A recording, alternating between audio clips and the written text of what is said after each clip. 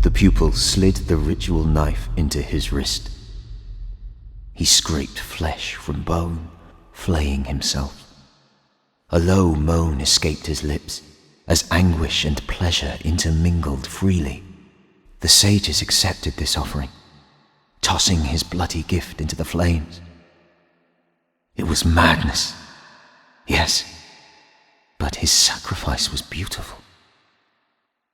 Only the revered could inspire a man to self-inflict such suffering. The oblate dipped a hand into the embers, and the flames leapt at his touch. Drawing back his blackened fingers, he drew a sigil of ash beneath my eyes. The soot burned against my cheeks, growing hotter with each word of purification. As smoke choked my vision, and tears welled in my eyes, the world itself burned white hot, but beneath it all, there was nothing. No monsters, no gods, only oblivion. The consecrated fires revealed cinders and shadows, yet I strained to see more. Surely these sages offered more than the assurances of annihilation. I hid my disfigurement beneath my cowl and slipped away. I was delirious when I reached the seat of infinity. Did I dream up this kind soul among the cherubs and the faceless masters? She welcomed me without flinching and offered nourishment. Had my throat always been this parched? I still reach for her in the middle of a cold night, but there is only the echo of her left. I see her outline.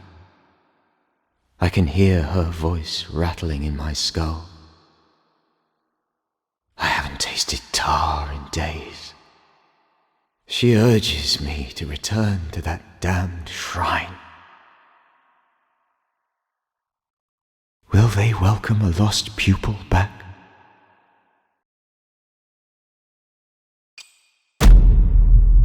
I'm unrecognizable.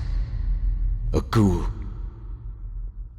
Or perhaps a ghost, haunting this empty household. But I'm not unworthy of pity. Not yet, at least. A merchant dared to speak to me. He was a hideous fellow, but a kindred soul, I suppose. He mentioned a colony of sorts where my misfortune would be cured. He did not name its price.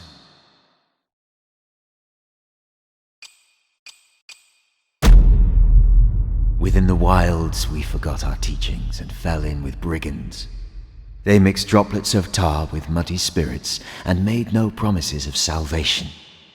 We drank heartily, stumbling from one camp to the next. We rotted like joyous animals in the filth. With the tar throbbing in my belly, I see her completely. Each movement creates a swarm of copies.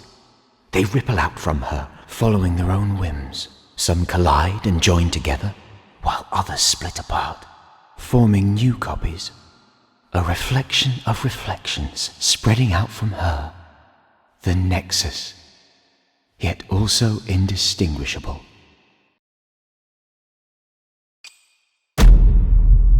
We stole from those thieves. There was never enough tar to go around. It was wasted on them anyways. We knew what it was, its full potential. Why dilute it? But we were punished all the same. In time, my ruined face peeled away. Her form faded into something like fog. Something trapped between realms.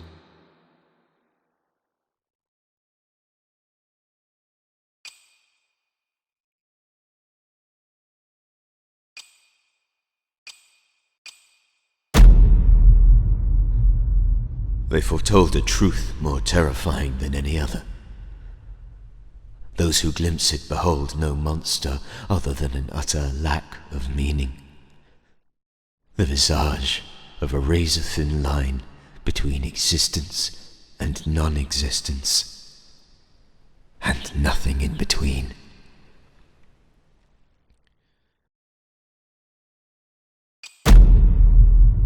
The pupil slid the ritual knife into his wrist. He scraped flesh from bone, flaying himself.